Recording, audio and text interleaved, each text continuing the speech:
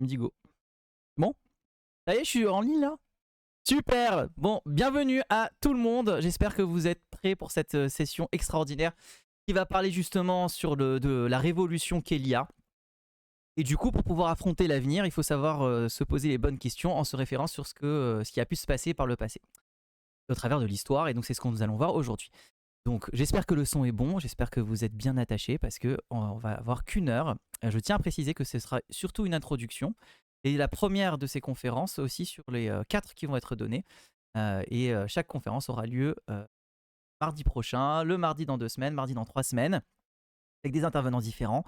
Et si le sujet vous plaît et vous porte, vous pouvez nous contacter. Alors, avant de commencer, je voudrais vous présenter très succinctement, parce que c'est pas du tout l'objectif, mais je voudrais quand même vous parler un petit peu de Reboot Conseil, et notamment, surtout, la partie qui nous intéresse le plus, qui est la partie intelligence artificielle et comment c'est né chez nous. Alors, comme tout le monde, nous avons vécu en novembre 2022 la disruption de ChatGPT et son incroyable engouement que ça a pu rencontrer. Évidemment, Reboot Conseil est une entreprise de conseil spécialisée en IT. Nécessairement, la question s'est posée de savoir les impacts que ça allait avoir chez nous. On a eu toutes sortes de débats, comme tous les débats qu'on peut avoir à midi, qui sont de toutes sortes. Les débats qui consistent à demander si on va être remplacé par l'IA, si oui, dans combien de temps, est-ce que notre métier a encore un sens, est-ce qu'il y a un avenir à tout ce qu'on est en train de faire. Toutes ces questions, on a pu se les poser et on a choisi en fait d'y répondre progressivement avec intelligence, en se posant les vraies questions, en expérimentant des sujets. On a décidé d'officialiser la structure de notre activité d'intelligence artificielle suite en fait à un open work, enfin pas un open work, n'importe quoi. Suite à un after work que j'ai eu en allant chez Alan. Alors, il faut savoir qu'Alan, c'est une entreprise française, une des licornes, les deux fondateurs d'Alan sont aussi des fondateurs non opérationnels de Mistral AI. Et donc, pour eux, le sujet, il est clair, il est déjà là. On est en novembre, pardon, on est dans l'été 2023. Et en été 2023, pour eux, le sujet était déjà très clairement sur la table. C'est pourquoi, en fait, on avait décidé suite à cet afterwork, finalement, de se lancer pleinement dans la bataille. Et surtout dans le sujet qui nous passionne, qui est l'intelligence artificielle. C'est pour ça qu'on a créé une squad, c'est-à-dire une équipe pluridisciplinaire composée entre 6 et 12 personnes. Donc, à cette époque-là, on était encore sur l'activité dédiée de l'IA.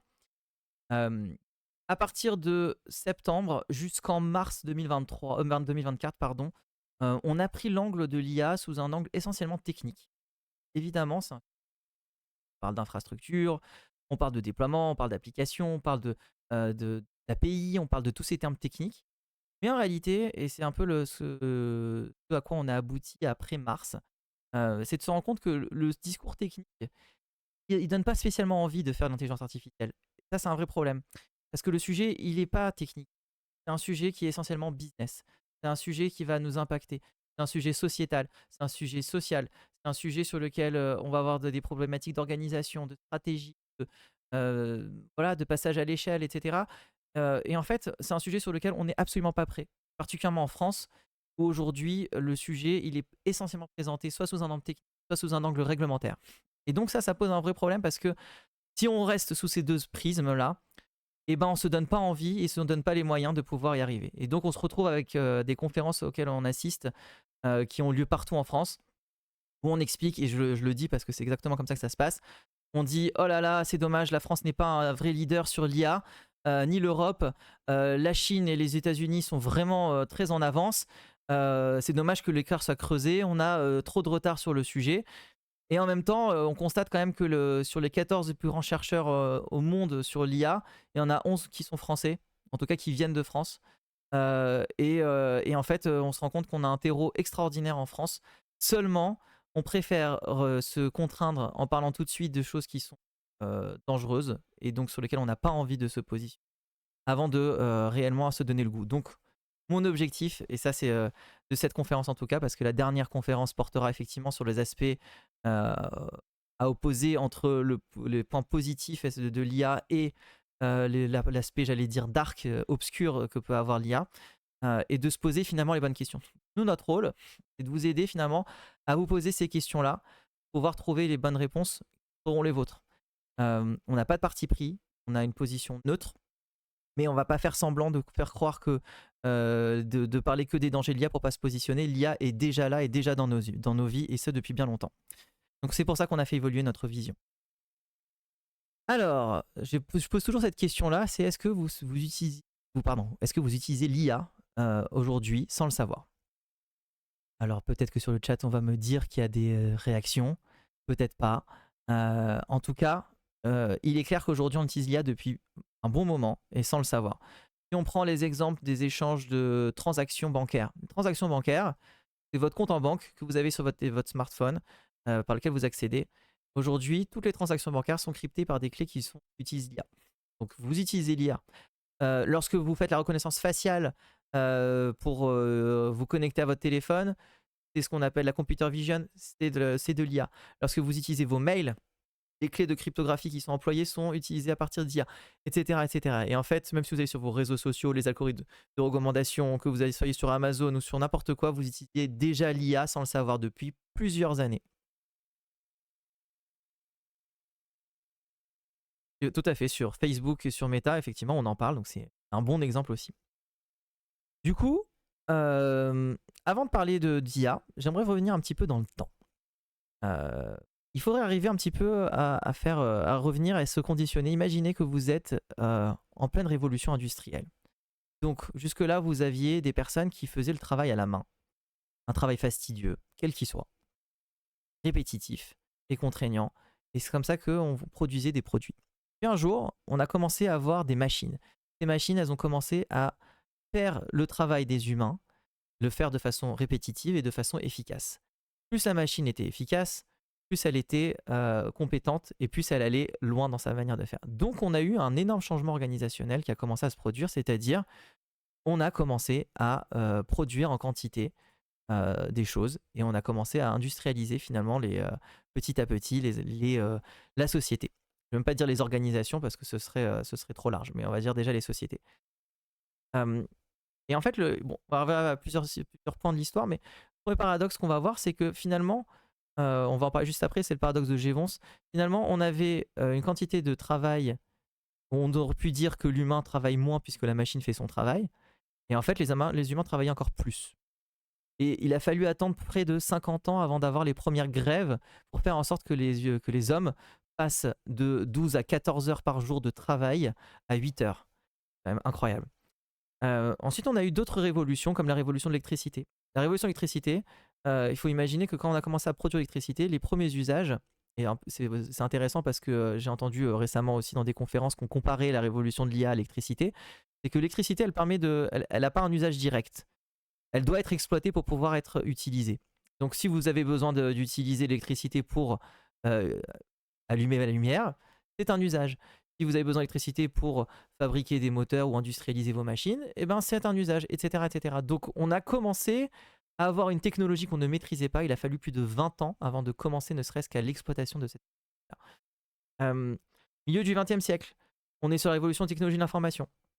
Donc on arrive, l'intelligence artificielle, c'est un terme qui a été déjà employé en 1956, loin. Tous les principes de l'intelligence artificielle ont déjà été énoncés dans les années 60. Aujourd'hui, la différence, c'est qu'on arrive à l'exploiter parce qu'on a l'hardware qui va avec.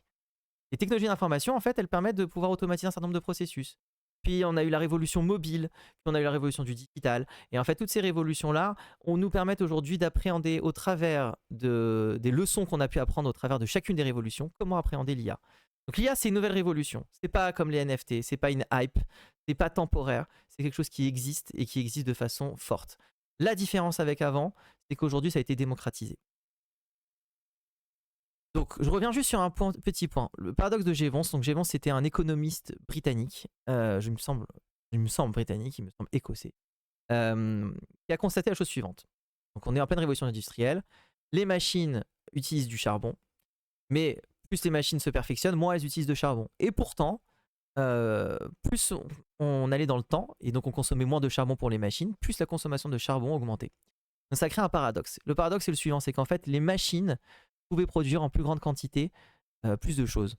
Et donc, puisque les machines produisaient plus, la demande augmentait. Et finalement, ce qui s'est passé, c'est que les machines, elles ont dû produire beaucoup plus parce qu'il y avait ce besoin. Donc le paradoxe, c'est le suivant, c'est que quand on a une innovation, et ben on continue à augmenter la production et la capacité de production. Ce qui est en train de se passer avec l'IA, c'est que l'IA, ça va pas nous remplacer, ça va nous forcer à déplacer la valeur pour la remettre au bon endroit. L'IA, ça date pas d'hier. Les États, les GAFAM, les très grosses entreprises, les entreprises du CAC 40, etc., utilisent l'IA depuis vraiment longtemps. Donc ça date pas du tout d'hier, c'est des technologies qui sont éprouvées, qui sont fascinantes d'ailleurs.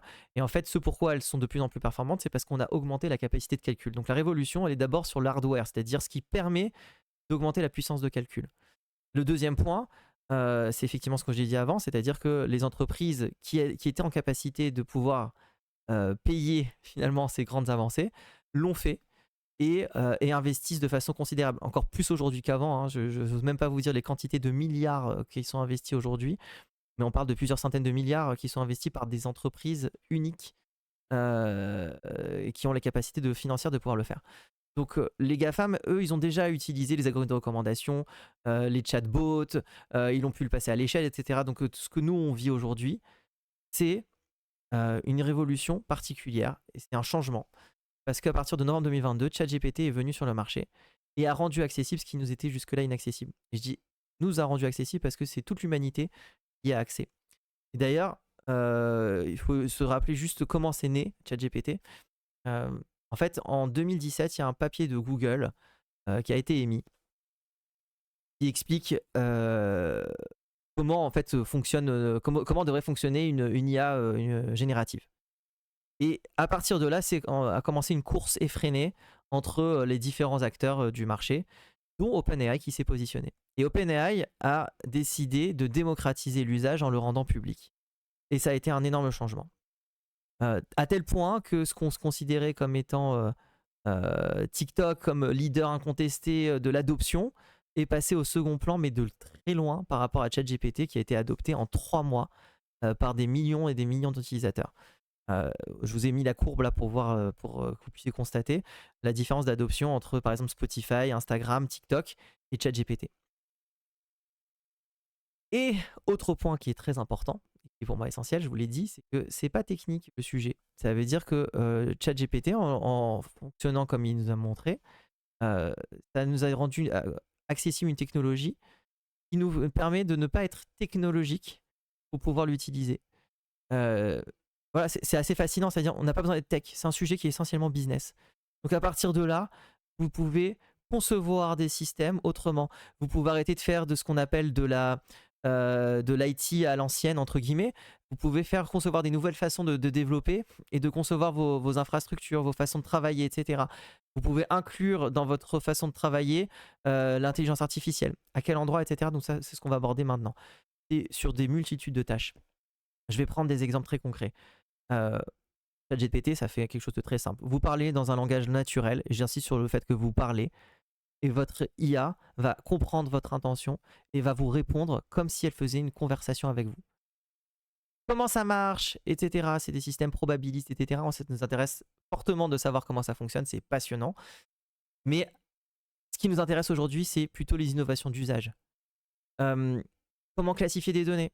Je prends un Excel, je l'entre dans une IA, elle est capable de m'interpréter le contexte et de me dire à quoi ça correspond. Écrire un texte, se baser sur écrire un livre, écrire un livre blanc, écrire du contenu pour des réseaux sociaux, automatiser des tâches, faire en sorte qu'on puisse interpréter avec la vue des choses, combiner l'ensemble de ces IA pour faire en sorte qu'elles soient proches de ce qu'on appelle le multimodal, c'est-à-dire de pouvoir à partir d'une vidéo prendre son audio pour pouvoir ensuite transcrire son texte, pour pouvoir ensuite l'interpréter, le synthétiser et le faire aboutir dans des notes qui me parviennent par mail.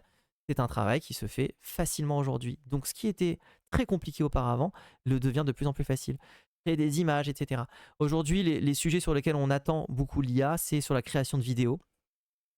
Et c'est sur cet aspect de ce qu'on appelle le multimodal, c'est-à-dire d'utiliser plusieurs IA en même temps sur un même sujet. Et aujourd'hui, c'est encore un peu les limitations. Alors, tout ça, c'est bien beau parce que du coup, à titre personnel, on trouve ça fascinant, c'est génial. Mais quel impact ça a sur les entreprises? Alors, je vais vous prendre quelques statistiques qui sont données par des grands cabinets de conseil. Donc, je précise à prendre avec des pincettes parce qu'elles sont très orientées sur le sujet. Mais on peut constater, enfin sur le terrain on le constate nous, donc je vous partage le ressenti, c'est plutôt ça qui m'intéresse. Aujourd'hui 65% des salariés qui utilisent l'IA se sentent plus productifs et impliqués. Et c'est vrai, parce que quand on utilise l'IA, on délègue finalement les tâches qui ne nous intéressent pas à une IA qui va le faire. Et nous on va superviser ce travail-là, de telle manière à ce que mon cerveau et ma capacité de concentration soient mis sur des sujets beaucoup plus intéressants. Et c'est là où j'ai ma valeur ajoutée en réalité. J'ai moins de charge mentale pour faire un même sujet. Donc ça me permet d'être beaucoup plus performant sur ce même sujet-là. Bien sûr, c'est un enjeu business puisque 20 à 30% des entreprises on peut avoir des augmentations de revenus grâce à l'IA s'ils l'adoptent à l'échelle. Et j'insiste beaucoup sur ce que ça veut dire adopter à grande échelle. Ça signifie avoir de l'IA à tous les niveaux. 45% des entreprises qui ont adopté l'IA ont senti un ROI qui a été un retour sur investissement qui était beaucoup plus important qu'auparavant. Alors ici, de super à 50% sur leur projet, ça me semble très ambitieux, mais c'est tout à fait possible.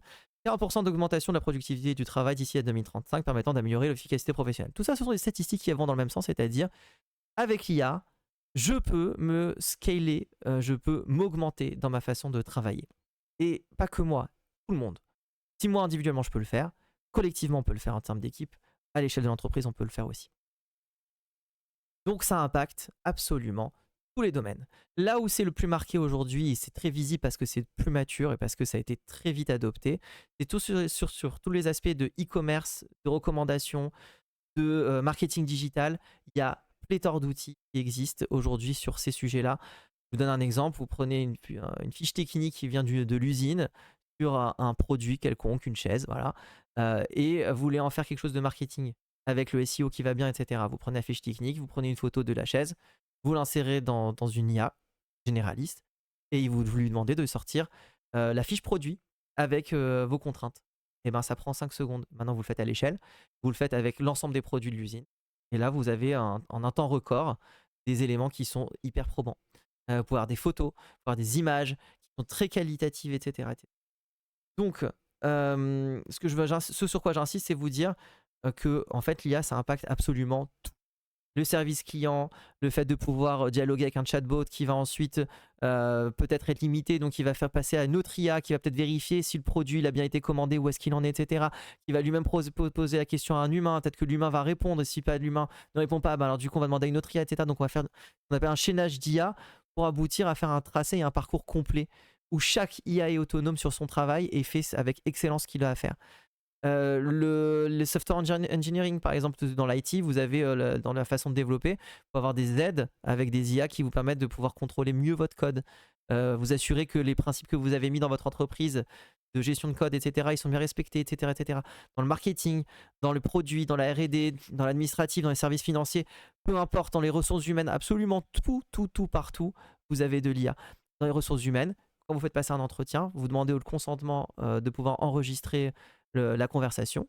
Comme ça, vous pouvez avoir une écoute active et sans prendre de notes pour pouvoir auditer, enfin pour pouvoir interroger votre candidat. Et ben, c'est du gain de temps. Tout ça, c'est des éléments qui vous permettent de gagner du temps. L'aspect juridique, etc., etc. C'est vraiment partout. Ce qui est intéressant, c'est que comme c'est partout, ça peut permettre à tout le monde d'être plus efficace, de réduire les coûts opérationnels, de développer de nouveaux types de produits. Et contrairement à ce qu'on imagine, ça ne va pas détruire des emplois, ça va soit augmenter les personnes qui font cet emploi-là, soit ça va déplacer la valeur pour la mettre au bon endroit. C'est ça qui est intéressant. Évidemment, ça va impacter des transformations. Il ne faut pas se leurrer. Il y a des sujets organisationnels, il y a des sujets de transformation, mais comme il y a toujours eu à chaque révolution. C'est ça l'histoire, c'est pour ça que j'ai insisté au début là-dessus. C'est qu'au travers de l'histoire, on est capable de trouver les bonnes questions pour pouvoir trouver les bonnes réponses. Donc les emplois vont être déplacés, de nouveaux emplois qui vont être créés, qui vont se développer, on va automatiser plus de choses. Et évidemment, en termes de compétition et en termes d'avantages, les entreprises qui adoptent l'IA auront un avantage concurrentiel par rapport aux autres. On ne va pas se faire remplacer par les IA, mais les personnes qui n'utilisent pas l'IA risquent de se faire remplacer par des personnes qui... Alors, évidemment, pour pouvoir arriver à ça, il faut qu'il y ait des étapes. Pour pouvoir exploiter l'IA, il faut déjà être formé sur le sujet. Il faut être au moins sensibilisé, comprendre un petit peu les tenants et les aboutissants, comprendre les petits enjeux qu'il peut y avoir, savoir ce que c'est un prompt, savoir ce que ça peut générer, savoir ce que ça peut faire, savoir quelles sont les limites, savoir ce que c'est une hallucination, c'est-à-dire lorsque votre IA commence à faire n'importe quoi et que elle commence à diverger sur des sujets, il faut savoir la recadrer, il faut savoir lui opérer des contrôles, il faut savoir juridiquement aussi ce que vous lui donnez. Et ça, c'est très important. Ce sera le sujet de la deuxième conversation, de la deuxième conférence. Vous verrez, c'est passionnant, c'est un sujet extrêmement intéressant. Mais il existe des façons d'encadrer tout ça. Évidemment, il faut aussi avoir des données, parce que votre IA, plus elle répète les actions sur des données qui sont performantes, plus elle sera performante elle-même. Donc il y a des apprentissages. Voilà, une IA n'est pas créative, une IA est générative, c'est-à-dire qu'elle va se baser sur ce que vous lui donnez et sur la manière dont vous l'avez entraînée pour qu'elle s'oriente vers un résultat dans lequel vous allez finalement pouvoir juger. Et donc il faut garder un esprit critique. Pour que ça se fasse intelligemment dans l'entreprise ou dans les sociétés ou dans un processus quelconque, il faut enrichir le processus existant. Il ne faut pas le casser dans un premier temps. C'est très important parce que sinon vous n'allez pas adopter. Et donc, pour pouvoir le faire, il faut lever d'abord quelques petites barrières. La première, et c'est celle qui nous concerne tous, c'est la réfraction au changement. Si on est réfractaire au changement et qu'on se dit bah, c'est encore une autre technologie, de toute façon on nous a déjà dit la blockchain c'était quelque chose de génial, voilà, aujourd'hui je vois pas trop à quoi ça sert, etc. etc. Non, là aujourd'hui l'IA c'est déjà en place, donc le changement il faut l'accepter, il faut le voir, non pas comme une menace mais comme une possibilité de développement. Il faut être prêt à ce que la valeur soit déplacée. Donc s'il y a un déplacement de valeur, ça veut dire que quelqu'un qui fait du travail répétitif sans valeur, eh ben, il faut lui trouver un travail qui soit non pas répétitif et sans valeur, mais qui soit avec de la valeur au bon endroit. Donc on va déplacer peut-être la valeur, et donc on va l'amener à un nouvel endroit qu'on va imaginer. Donc il faut anticiper la question pour pouvoir y répondre. Si on ne se pose pas la question, bah, en fait, on va juste subir, et effectivement, on va parler peut-être de suppression d'emploi, alors qu'en fait, il peut y avoir des déplacements d'emploi qui sont très bien faits. Peut-être que la valeur peut être mise à un meilleur endroit, etc. etc. Et il ne faut pas considérer les gens comme des rouages, mais comme des personnes qui ont des compétences et des qualités et qui peuvent être exploitées à des endroits qui sont peut-être plus intéressants. Il y a un sujet, et c'est un vrai sujet, un énorme vide juridique aujourd'hui. Alors, l'Europe, il y a souvent cet adage qui est cité, donc je vais le reprendre. Les États-Unis y créent, les Chinois y copient et les Européens y régulent. Sur l'IA, c'est particulièrement vrai. On est sur des sujets où aujourd'hui, il y a une envie de souveraineté nationale, ce qu'on comprend tout à fait. Et du coup, pour pouvoir avoir cette souveraineté, on va tout de suite mettre en place tous les cadres possibles et imaginables sans tenir compte de la réalité du terrain. Je vais donner un exemple concret de ce que je dis, comme ça permettra de bien s'imaginer la chose. Vous prenez une voiture autonome. Les voitures autonomes n'existent pas en Europe. Ça existe en Chine, avec plein de compagnies de taxis qui existent avec des voitures autonomes. Et ça existe à San Francisco et je crois à d'autres endroits aux États-Unis. Pourquoi ça existe là-bas et ça n'existe pas en Europe? C'est très simple. Pour entraîner une IA qui va se baser sur les capteurs de la voiture, il faut qu'elle puisse reconnaître un piéton. Pour reconnaître un piéton, bah, il faut des images de piétons. Il faut entraîner l'IA à comprendre ce que c'est un piéton et le faire entraîner. Sauf qu'en Europe, un visage de piéton, c'est protégé. Donc on ne peut pas exploiter. Donc il n'y a pas de base de données européenne dans laquelle je peux avoir des visages clairs de personnes de telle manière à ce que je puisse permettre à l'IA d'apprendre ce que c'est un piéton. Je suis obligé de me baser sur des bases de données qui sont peut-être pas en France, et très probablement pas en France, pas en Europe, et qui sont au Canada, aux États-Unis, partout ailleurs dans le monde. Donc je ne peux pas avoir mon propre modèle d'IA qui va me permettre d'avoir une voiture autonome. Pas facilement en tout cas. Donc on a des contraintes en Europe qui sont liées à ce vide juridique parce qu'on a tout de suite créé un cadre sans tenir compte des aspects nécessaires pour pouvoir développer l'IA. Et pourtant, les Français sont hyper forts en intelligence artificielle. Et le dernier sujet, c'est que l'impact de l'IA va forcément avoir des impacts sur les organisations. Et je vais même aller plus loin, ça va avoir des impacts sur la société en général. Tout le monde doit être sensibilisé au sujet de l'IA. Parce que sinon demain, eh ben, ça va être comment dire, il va y avoir des dérives potentielles et parce qu'on n'aura pas imaginé, positif ou négatif d'ailleurs, hein, soit trop d'encadrement, soit pas assez. Donc je reprends mon fil conducteur qui est, au travers de l'histoire, on a toujours fait face finalement à ces défis-là. Finalement, comment on y a répondu? Donc en termes d'organisation, je veux dire, si on prend l'exemple d'une entreprise dont tout le monde s'est moqué au départ, je vais prendre l'exemple de Boursorama. C'est une petite entreprise qui a été créée dans les années 2000 et qui était même pas encore une banque à l'époque. Ça servait surtout à faire, j'allais dire, à donner des informations financières de façon généraliste. Euh, Sauf que Boursorama s'est orienté vers le digital et s'est positionné comme un acteur du digital autour des services financiers. Et puis, ils ont décidé de se lancer sur la bataille de devenir une banque. Toutes les banques traditionnelles, au début, ont regardé ça de haut en se disant mais personne va envoyer son chèque par la poste pour être encaissé. Donc ils avaient mis en place une sorte de méthode digitale hyper accessible avec une expérience utilisateur super.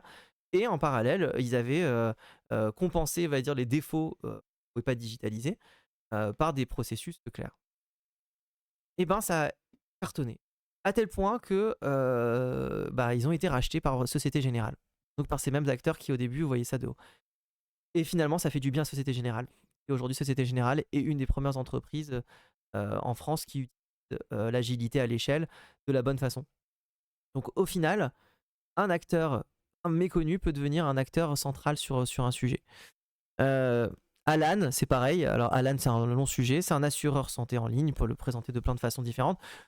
Alan, c'est un acteur qui a obtenu un agrément qui n'avait pas été donné depuis 1987 et qui a disrupté son marché. C'est-à-dire qu'il s'est positionné comme un acteur 100% digital et qui propose des technologies de plus en plus performantes et qui va de plus en plus loin. Et c'est pas normal que ce soit une licorne aujourd'hui et qui bouscule les codes établis sur son secteur. Donc, je peux prendre un autre exemple de la révolution industrielle.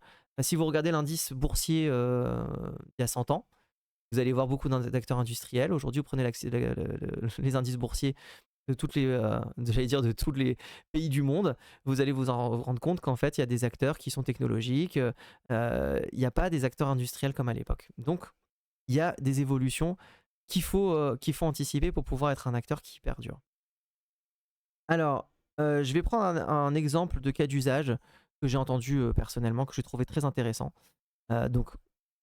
Cdiscount, c'est un acteur du e-commerce. Donc là, j'ai parlé d'un cas intelligence artificielle.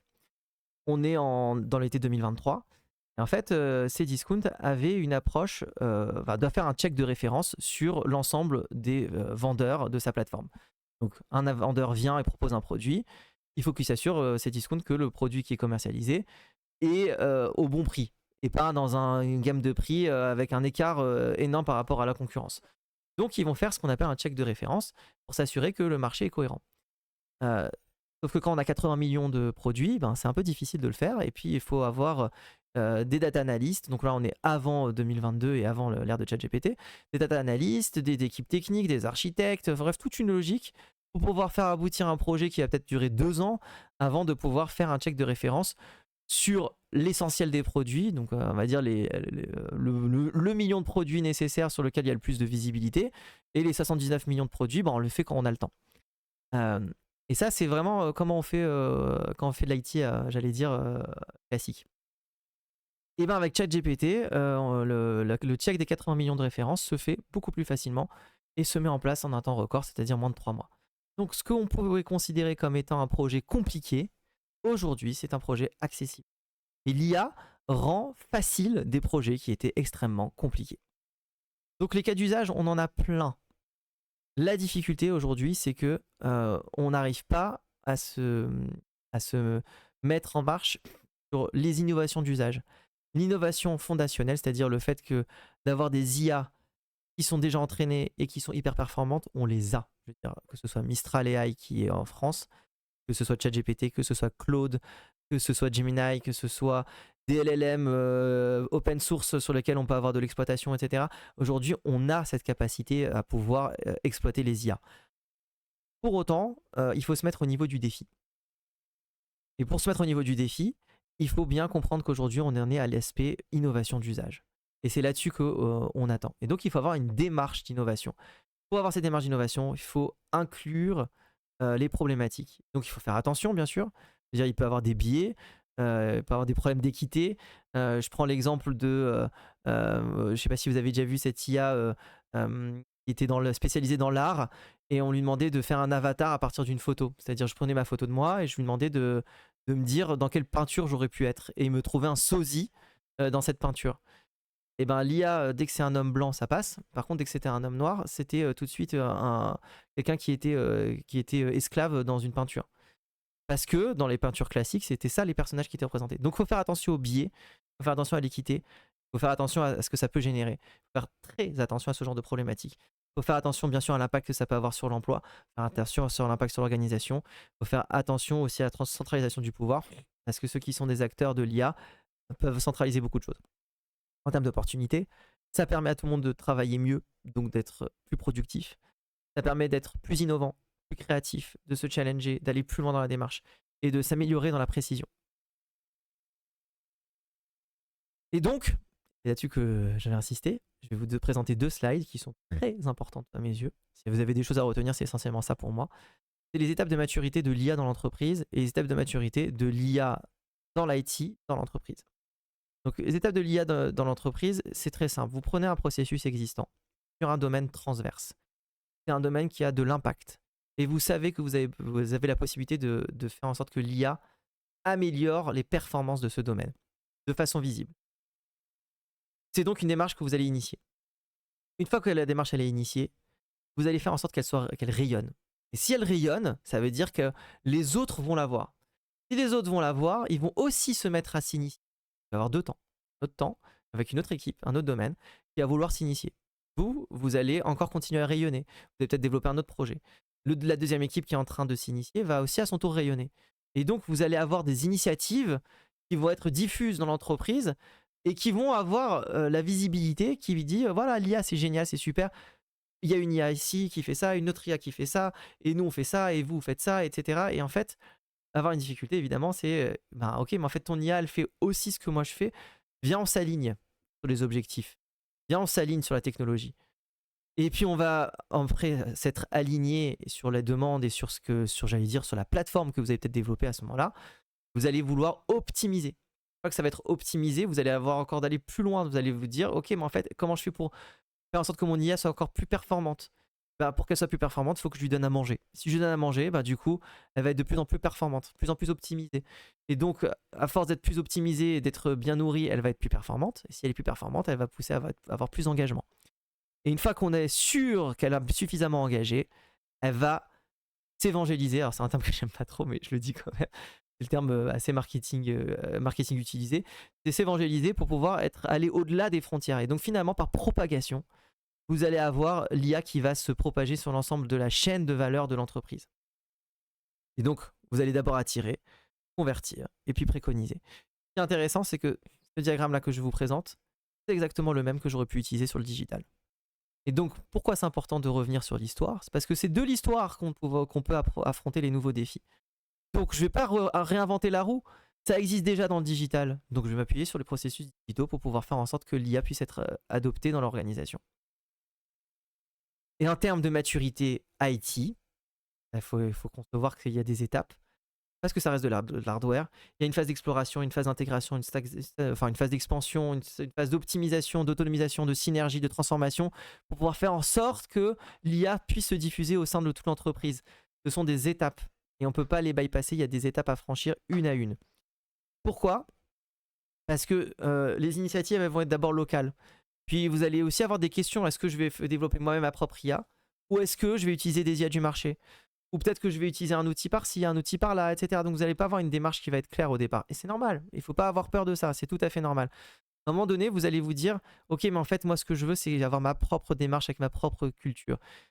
Et je me sers de mes expériences pour pouvoir finalement arriver à développer la plateforme IA qui m'intéresse. Et donc c'est pour ça qu'on arrive à une transformation. Et cette transformation, qui se passe par l'IT, ça va aussi être une transformation organisationnelle. Vous allez sûrement avoir des rapprochements de services qui ne se parlaient pas auparavant et qui vont devenir des services qui vont être unifiés avec des compétences qui vont être autres et qui vont être scalées. Alors, pour comprendre ça et pour pouvoir y arriver, il faut aussi comprendre quels sont les différents types d'IA qui existent. Et ce qu'on appelle les IA conversationnelles. Les IA conversationnelles, vous en avez l'exemple phare, c'est ChatGPT, mais vous en avez d'autres.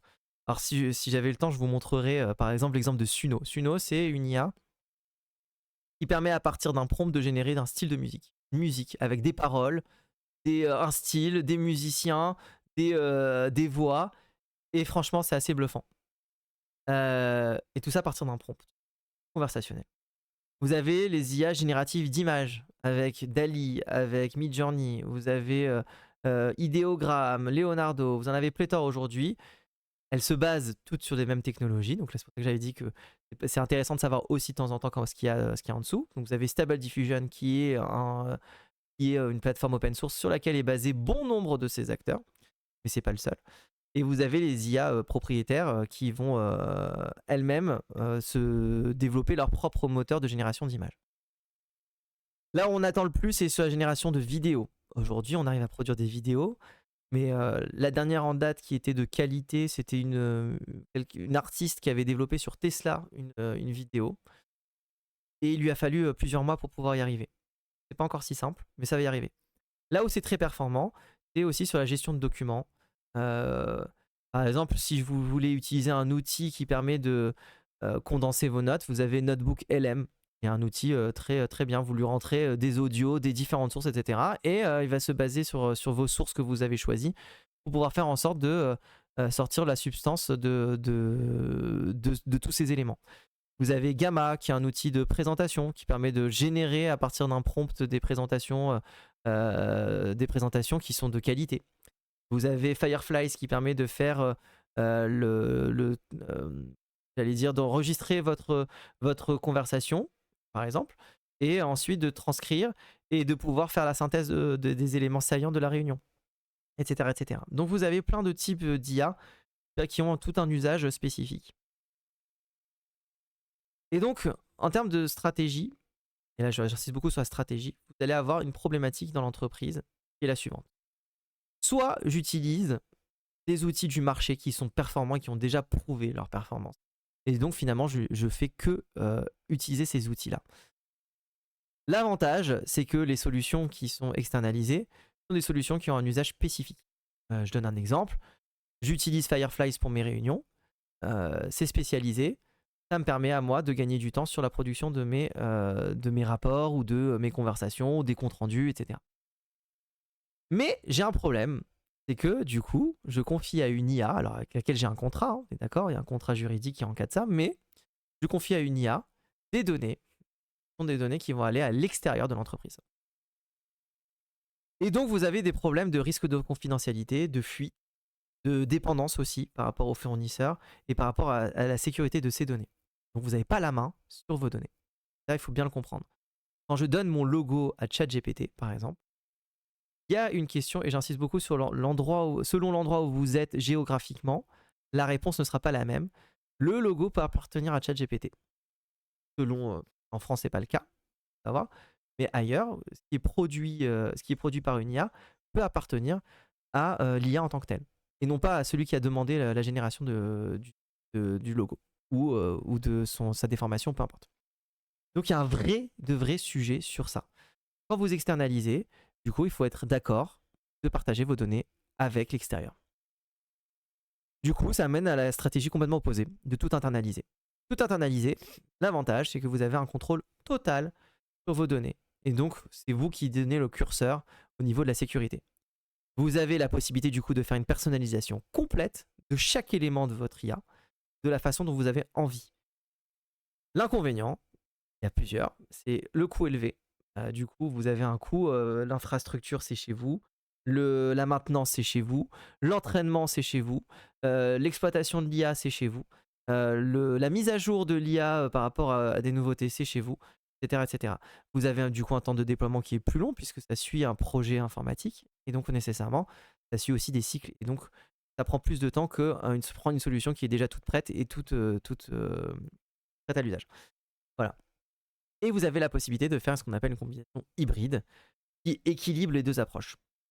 C'est-à-dire avoir une partie qui est externalisée pour des usages précis et avoir une partie qui est interne, qui permet justement de pouvoir travailler sur les sujets sensibles de la façon dont j'en ai envie, sans avoir de problématique de partage des données. La difficulté, bien sûr, c'est qu'on se rajoute de la complexité. Déjà, gérer un système, c'est une chose. Gérer deux systèmes, c'est une autre. Gérer une galaxie, une constellation d'outils externalisés, c'est un vrai sujet. Gérer une plateforme IA dédiée sur des problématiques qui fait tout ce que la boîte a besoin, c'est un sujet. Mélanger les deux, ça rajoute de la complexité. Donc il faut une coordination accrue, et donc il faut pouvoir mélanger les choses. Une des façons de pouvoir exploiter cette stratégie, c'est de faire un arbitrage par les coûts. Et donc il faut connaître, c'est intéressant parce que j'ai un article sur le sujet que j'adore, parce qu'il me passionne dans le sens où, par la stratégie des coûts, je sais comment fonctionne une IA. Lorsque j'entraîne une IA, ça entraîne des coûts d'entraînement. Ces coûts d'entraînement ont un prix, et donc il faut que je comprenne à quoi ça sert. Donc si je sais à quoi ça sert, du coup je sais pourquoi je le fais. Et donc j'accepte finalement le coût qui va avec, ou je le refuse. Si j'utilise des coûts de réglage fin, c'est-à-dire faire en sorte que mon IA elle soit précise et qu'elle hallucine pas, parce que je demande à ce que sur les sujets financiers elle soit extrêmement précise, du coup il faut que ces coûts-là ils soient clairs, ils soient identifiés. Si j'exploite une infrastructure, il faut que je sache si c'est du cloud, si c'est chez moi, combien ça coûte. Si je le fais chez moi, est-ce que je vais utiliser quelle carte graphique, combien ça coûte, etc., etc. Et en fait, par la stratégie des coûts, on arrive à identifier réellement comment fonctionne une IA et finalement quelle est la stratégie que j'accepte d'adopter. Et donc, il ne faut pas négliger ces points-là, parce que l'IA, ça coûte. Et c'est pas un sujet qui ne coûte pas. Ça coûte moins cher que de faire de l'IT traditionnel, c'est vrai, mais ça coûte, et ça coûte vraiment. Et selon ce que vous allez en faire, si vous utilisez des énormes capacités de calcul, ben votre coût d'infrastructure, il va en prendre un coup. Il faut pouvoir le maîtriser. Le maîtriser, ça signifie de bien comprendre chaque élément de chaque IA. Et donc, pourquoi j'en viens à expliquer tout ça, c'est parce que j'en viens aussi à expliquer qu'il faut bien comprendre comment fonctionne l'IA. Donc, une des façons d'utiliser l'IA de la bonne façon, j'allais dire, c'est de bien comprendre comment on interagit avec elle. Donc, il faut maîtriser ce qu'on appelle le prompt engineering.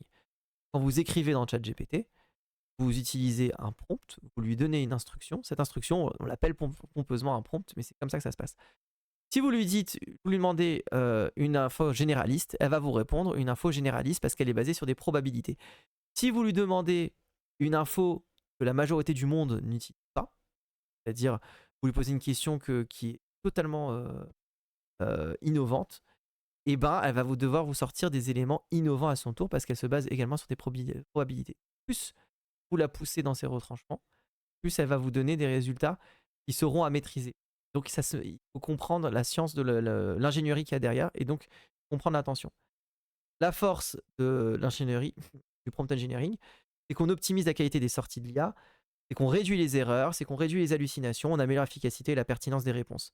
Maîtriser le prompt, c'est une science, et j'insiste beaucoup dessus parce que là je parle vraiment en tant qu'expert sur le sujet. On a, selon l'IA qu'on va utiliser, on ne va pas interagir de la même façon au niveau du prompt. Il existe des prompts, des techniques de prompt généralistes, mais il existe aussi des particularités de chaque IA qui nous obligent à bien comprendre l'IA qu'il y a derrière. ChatGPT est une IA généraliste. Donc, si j'interagis avec elle et que je veux qu'elle soit de plus en plus ciblée, il faut que je l'oriente pour non plus être généraliste, mais être experte sur un sujet. Cette orientation, elle demande un niveau de maîtrise particulier. Si je prends Claude, c'est une IA beaucoup plus spécialisée que ChatGPT. Et elle va être beaucoup plus précise. Si je prends Gemini, qui est celle de Google, elle va être beaucoup plus experte sur l'analyse de documents.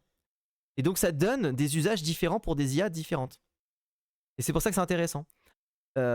Mais on a quand même des principes qui sont communs. Un socle commun sur la science de l'ingénierie, du prompt engineering. Vous avez besoin de clarté, la contextualisation, la spécificité, le fait d'itérer, de ne pas attendre le résultat immédiat, mais de bien lui donner les instructions de façon progressive pour qu'on puisse avoir un résultat abouti. Et voilà, les impacts, vous les avez, fascinant, tout ce qu'on a grâce à ça. Je vais vous donner une des méthodes généralistes qui existent dans le prompt engineering. C'est le fait de donner un rôle à l'IA. Je donne un rôle à l'IA, je lui dis je suis CEO d'une entreprise technologique. Je lui établis un contexte, je vais lui dire mon objectif c'est de faire en sorte qu'on soit un leader incontesté de l'IA en France, un acteur reconnu. Je vais lui définir un format. J'aimerais que tu me fasses un rapport, une comparaison par rapport au marché existant, et tu me dises où j'en suis par rapport à ce marché. Je vais lui préciser le ton souhaité. Je lui demandais de me faire ça de façon joviale et sympathique parce que c'est comme ça que je suis et que j'aime bien qu'on me réponde comme ça. Et je vais lui placer des limites. Je vais lui dire ne commence pas à chercher tous les acteurs du marché. Non, je souhaite que ce soit sur ce marché-là, très ciblé. Et je vais lui demander, je vais lui poser des questions. Et je vais itérer. Et je vais itérer jusqu'à aboutir à un résultat qui me convient. Ça, c'est une façon de pouvoir exploiter le chat GPT intelligemment. Si vous avez jamais fait ça, c'est très intéressant. Voilà.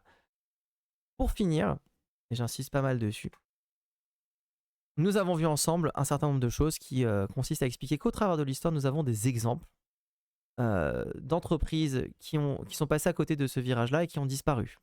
On l'a vu dans les révolutions industrielles, on l'a vu dans le digital, on va le voir dans l'IA. Pas se leurrer, on va le voir aussi dans l'IA. Des acteurs qui sont dominants et qui puis ensuite disparaissent petit à petit, ça existe. Et donc il faut se préparer à ça. L'IA, ça a des enjeux énormes. Environnemental, j'en ai pas parlé mais c'était voulu parce qu'aujourd'hui c'est pas ça le sujet. Environnemental, ça a des sujets sur l'optimisation, ça a des sujets sur l'exploitation, ça a des enjeux sur la vie privée, ça a des enjeux sur l'entreprise, comment la rendre plus performante, plus optimisée, etc. Les bienfaits de l'IA sont énormes, vraiment énormes, ils sont conséquents. Aujourd'hui, on peut faire tellement plus de choses et c'est beaucoup plus accessible qu'avant grâce à l'IA. Ce serait dommage de passer à côté de ce virage-là. Ce serait dommage de passer à côté de ce virage-là, alors qu'en France, on a des perles qui nous permettent de pouvoir y arriver. On a un écosystème et on a un marché très immature sur le sujet. Donc il faut se former. Et ça, j'insiste beaucoup dessus, c'est pour ça que j'insistais beaucoup au travers de l'histoire. Il faut se former, parce que ceux qui apprennent aujourd'hui à utiliser l'IA, ils arriveront demain à naviguer dans ce nouveau monde. Voilà, je m'interromps, je laisse la place aux questions. Est-ce qu'il y en a?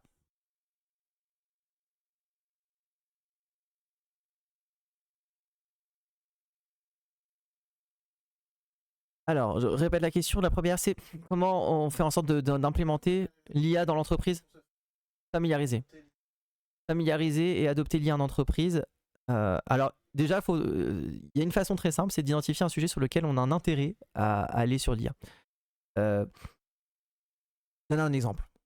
Ça aurait été intéressant que la personne identifiée puisse donner son rôle, comme ça on aurait pu donner un exemple plus précis. Mais voilà. Dans l'idée, l'IA, vous la mettez sur les services financiers.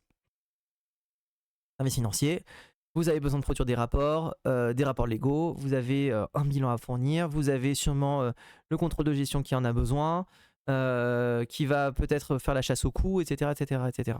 Maintenant, imaginez qu'aujourd'hui, quand c'est fait, ça veut dire qu'on va faire des rapports, des tableaux qui partent de données qui ont été rendues fiables et sur lesquels on va bâtir un certain nombre de rapports. Donc ces rapports aujourd'hui sont produits à la main et avec, j'allais dire, pas un manque criant d'autonomie, mais on dépend quand même de certaines personnes et de certaines compétences pour pouvoir les faire. Je suis le CEO de l'entreprise, je veux avoir accès à ça, je suis obligé de passer par mon directeur financier ou par les services adéquats qui vont faire ce travail-là. Donc aujourd'hui, c'est pas simple j'aurais dit de le faire de façon traditionnelle, c'est pas simple d'avoir accès à ces informations-là. Mais si aujourd'hui je décide de mettre une IA en place qui va, elle, regarder toutes les sources de données qui existent et que j'interagis avec mon IA de cette façon-là, je vais gagner un temps précieux qui est de chercher l'information à la source.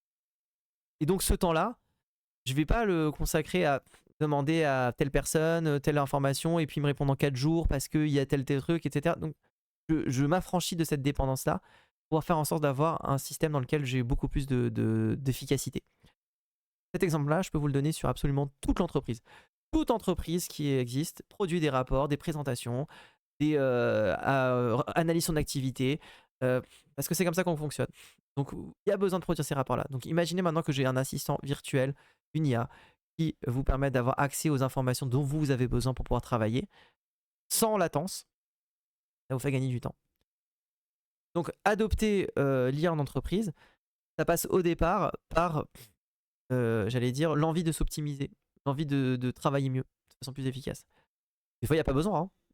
Ça existe aussi, il y a des entreprises qui m'ont répondu de façon très, très claire, ils n'ont pas une utilité à ça parce que c'est pas dans leur culture. Mais pour des personnes qui ont envie d'aller plus loin, et ben on commence par poser des petites questions. Tiens, j'ai une problématique sur un sujet, je sais pas du tout comment l'aborder, c'est juridique, ça mélange plein de sujets, etc. Et ben faites-vous un petit prompt qui permet de challenger ChatGPT et de vous challenger grâce à ça. D'interagir finalement. Ça n'enlèvera pas la conversation, je vous rassure. Ça permettra d'avoir des bonnes questions pour pouvoir aller plus loin lorsque vous aurez finalement faire appel à un expert. Si vous préparez votre bilan financier ou si vous préparez euh, votre rétrospective de projet, ben voilà, typiquement vous devez faire un comité de pilotage. Vous savez qu'il y a toujours un comité de rendu, un compte rendu qui sort à la fin. Faites-le par l'IA. Si c'est pas, si vous pouvez le faire et qu'il n'y a pas un enjeu de confidentialité, faites-le. C'est plus simple. Et deuxième question, comment on se forme, c'est ça? Ah, la formation, c'est primordial parce que sinon, on part dans tous les sens et en fait, l'IA devient un gadget et ne devient pas un outil. Or, c'est un outil. C'est un outil qui est au service de l'humain et il faut le voir hein, comme, en tant que tel. Donc, se former à bien comprendre l'écosystème, savoir aussi ce qu'il ne faut pas faire, important. Savoir ce qu'on peut faire et savoir ce qu'on ne peut pas faire, c'est très important. Savoir quelles sont les limites, quelles sont les limites actuelles, quels sont les sujets qui vont arriver demain et qui vont faire en sorte de transformer complètement les différents sujets. Savoir que aujourd'hui, en fait, toute la recherche est orientée pour avoir ce qu'on appelle une IA générale, c'est-à-dire simuler la capacité cognitive d'un humain. Ça veut dire que demain, je pourrais dialoguer avec une IA qui pourrait sensiblement faire la même chose que... Plein d'autres questions, vas-y.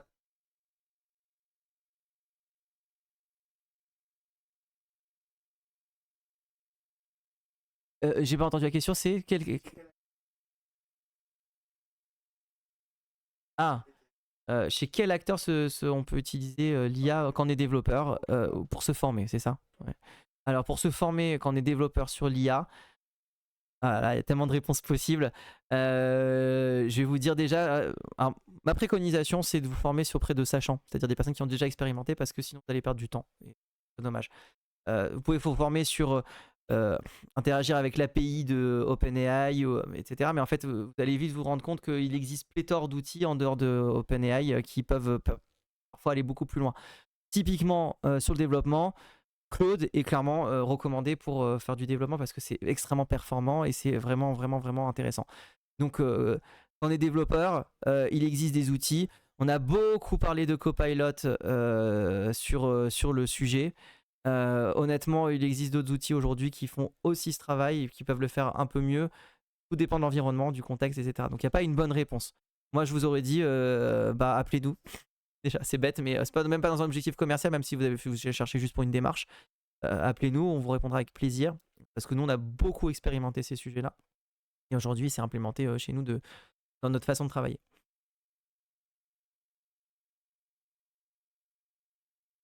Est-ce qu'il y a une taille critique pour une entreprise qui veut se mettre à l'IA? Pas vraiment. En fait, c'est ça qui est intéressant, c'est qu'il n'y a pas de taille critique. Si vous êtes une entreprise de 3 personnes, eh ben, vous allez pouvoir faire des choses que vous ne faisiez pas avant, qui étaient inaccessibles. Si vous êtes une entreprise de 1000 personnes, il faut se préparer à des changements organisationnels et des impacts sociétals. Donc, selon le sujet, il faut être prêt à être impacté. Donc, au départ, en tout cas, si vous n'avez pas la maturité pour, il faut circonscrire le danger, j'allais dire, du fait que ça va être mal interprété.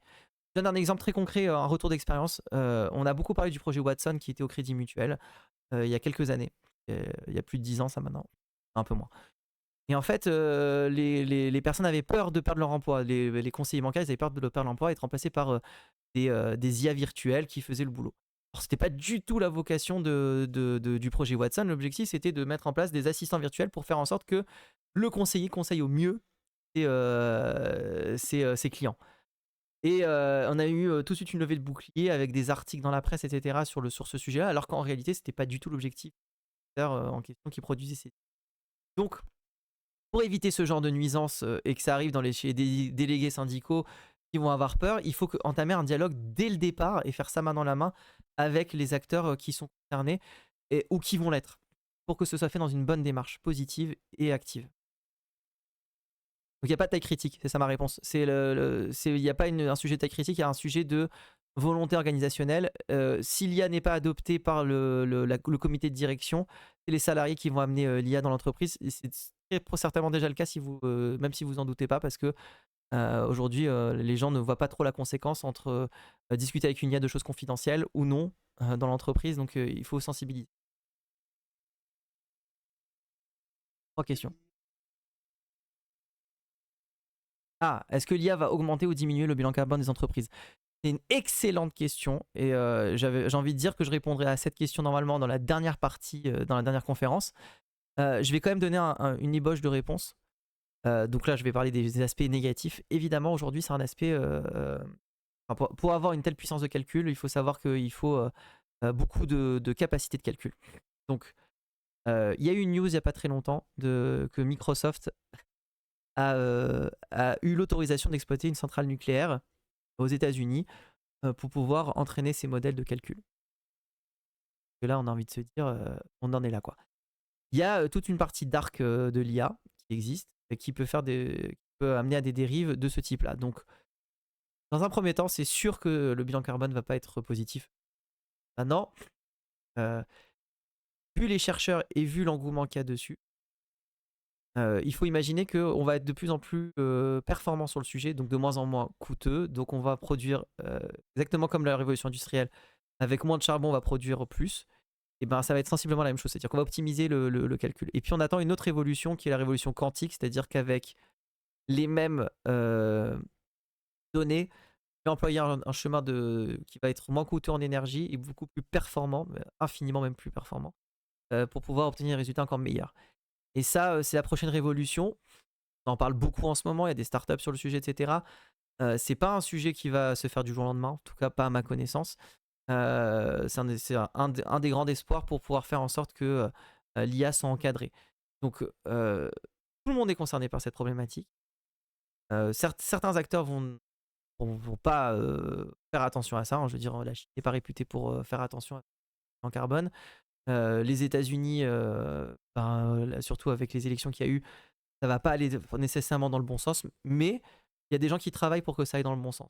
Et toute révolution a son coût, et c'est sûrement un coût sur lequel on n'aura pas tellement le choix au départ que d'y passer. Mais à nous de faire en sorte que ce soit éthique, viable et que ce soit pas utilisé pour n'importe quoi. On n'utilise pas une génération de vidéos pour n'importe quel usage typique. Une image, c'est pareil. Du texte, ça va être de moins en moins consommateur, donc ça va être de plus en plus performant. Donc la consommation d'énergie va être de moindre, etc. etc. Il faut imaginer aussi qu'on avait une capacité de calcul qui était nécessaire pour pouvoir absorber la connaissance de l'humanité. Aujourd'hui, les IA qui existent ont déjà absorbé cette connaissance de l'humanité. Il n'y a plus besoin de les réentraîner. Donc on va devoir optimiser. On est dans cette phase-là. Donc il y a des choses qui vont dans le bon sens, des choses qui vont dans le mauvais sens. Moi, je suis très optimiste sur le sujet parce que je pense qu'on n'a pas le choix. Finalement, personne ne va couper au fait que ça doit être qu'on doit faire attention à l'environnement. Donc on va faire attention à ça. Donc je l'aborderai de façon beaucoup plus prononcée dans la dernière partie de la dernière conférence.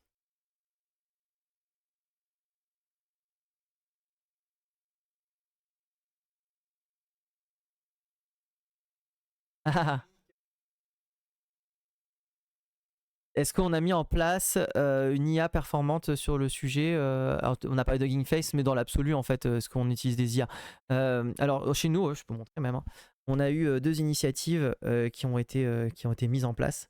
Il y en a une qui nous sert purement en interne, on adore, qui s'appelle GPT, qui était mise en place par Tristan. Salut Tristan. Et qui permet en fait à nous d'avoir des usages spécifiques par rapport à nos métiers. Il y a eu l'historisation par rapport au sujet et je peux choisir le modèle qui m'intéresse. Donc quand on parle par exemple de souveraineté, je peux choisir de n'utiliser que Mistral.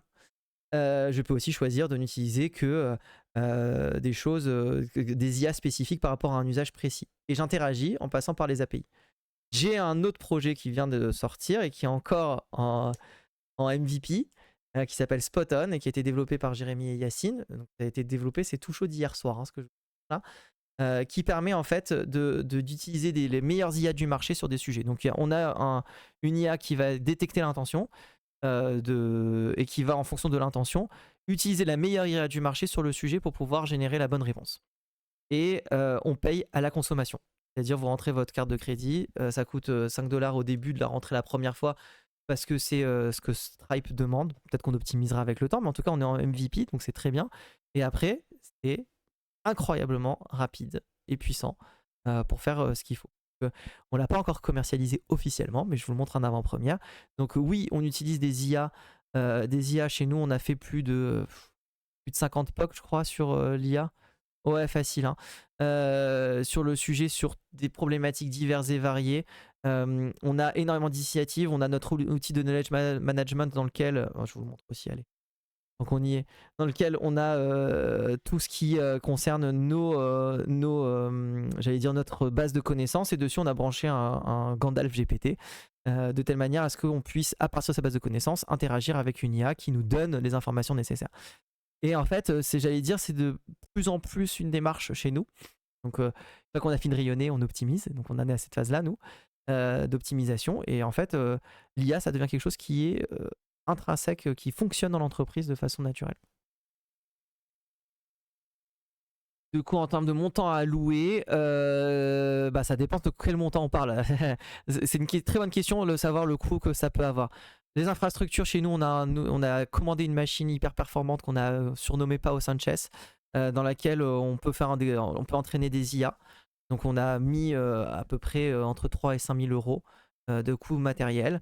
On utilise, selon si c'est des IA qui sont grand public, j'allais dire, qui ne nécessitent pas un coût d'entraînement, on utilise des clouds, des providers classiques, comme Azure ou autre, peu importe en fait, si c'est pas confidentiel, il n'y a pas de raison de le faire.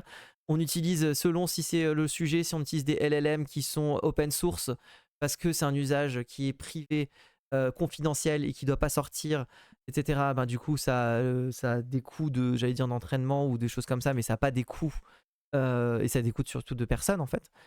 Si après on utilise des énormes capacités de calcul, ça va dépendre. Donc on a expérimenté de tout, mais parce que nous on est dans une démarche de conseil, donc forcément on doit être en avance de phase, donc on a un budget, on alloue pour pouvoir faire en sorte d'aller au bout de chaque démarche. Mais j'invite tout le monde à bien maîtriser ses coûts parce que ça peut dériver très très vite, et donc on fait un tableau de bord sur les coûts dédiés à l'IA de façon spécifique.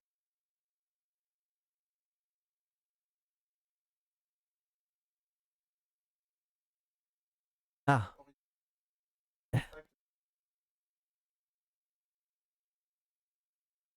Alors, la question qui a été posée, c'est de savoir l'impact de l'IA dans la relation entre les développeurs et les designers. Mais en fait, c'est une question qu'on peut étendre à absolument tout le monde. Alors, c'est très spécifique chez nous. Nous, on réfléchit en termes de compétences et pas de rôle.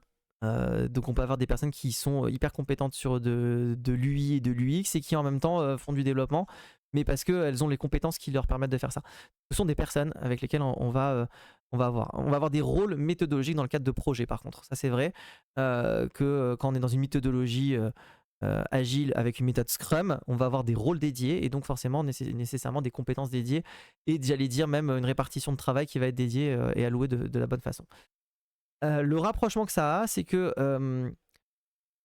entre le designer et le développeur, mais ça je peux le dire aussi pour les analystes fonctionnels et les architectes, c'est que quand je me base sur les travaux de l'IA, je peux faire en sorte que l'IA permette un meilleur rapport de travail entre le designer et le développeur. Je m'explique. Un designer qui dans un moment de création, il va faire des maquettes, etc. Donc il va avoir une interaction avec le client, que ce soit un client ou pas, on s'en fout. Sur le projet, en tout cas sur le produit. Cette interaction va nécessiter une phase de créativité. Cette créativité, elle va être nécessairement avec des allers-retours. Si je commence à faire mon travail de designer classique, ça va me prendre du temps. Mais si je commence à dire à l'IA de me générer j'allais dire des boards d'humeur ou des choses comme ça qui me permettent d'être dans un état d'esprit, je gagne du temps. J'ai pas besoin d'aller chercher ce travail-là, je demande à une IA de le faire. Et il y a des IA qui sont très performantes sur le sujet. Si j'ai ensuite des maquettes que je veux faire, et ben moi en tant que designer, je peux faire en sorte d'aller générer l'UI qui va bien. Donc le graphisme qui va bien aussi derrière. C'est hyper intéressant parce que typiquement après, si le designer fournit la maquette au développeur, il peut prendre la maquette, il peut faire une capture d'écran dessus, il peut la faire passer par une IA qui lui va générer son propre code. J'allais dire, et même le designer peut générer son propre code pour pouvoir faire en sorte que le développeur comprenne bien son intention, y compris en termes de code. Le développeur, du coup, va se focaliser sur ce qui est le plus essentiel et non plus la production du code en dur, mais sur, ok, j'ai compris ce que son esprit, il me l'a montré même dans le code à quoi ça correspondait, maintenant je vais lui montrer à quoi ça va correspondre dans la réalité. Et donc tout le monde est scalé dans la chaîne de valeur. Et on passe beaucoup moins de temps et beaucoup moins d'aller-retour dans la problématique. Voilà. Parfait. Et ben, je vous remercie d'avoir suivi ce premier webinaire. Le sujet de la semaine prochaine a lieu avec Johan, il me semble, sur justement c'est quoi le sujet, Johan, rappelle-moi. Peut-on faire confiance aux IA? Et c'est un sujet qui est extrêmement bouillant. Je vous invite à le suivre. Merci d'avoir suivi. À très bientôt.